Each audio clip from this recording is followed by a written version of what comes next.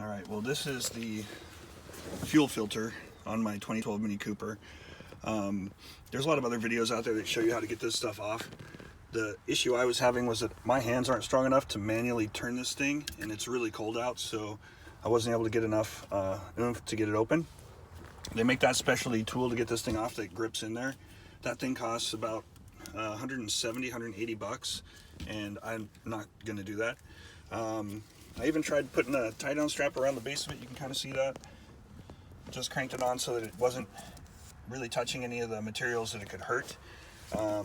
That seemed to work pretty well in stabilizing the unit, and then I still couldn't turn it off or crank it off. I tried all kinds of stuff. I even bought some weird tools like this and tried to clamp it on and put it on top and crank it. That didn't work.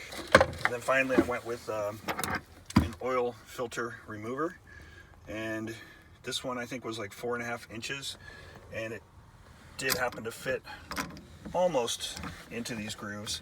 I had to really balance it to get it just right. You can see how it doesn't want to fit real well, but it did work. I was able to get it off and crank it back on with that tool, and this was a lifesaver. Without this holding it in place and then me stabilizing on that, I don't think I ever could have gotten that thing on or off. It was so tight. Filter was pretty dirty. I don't know if that's going to be the final solution.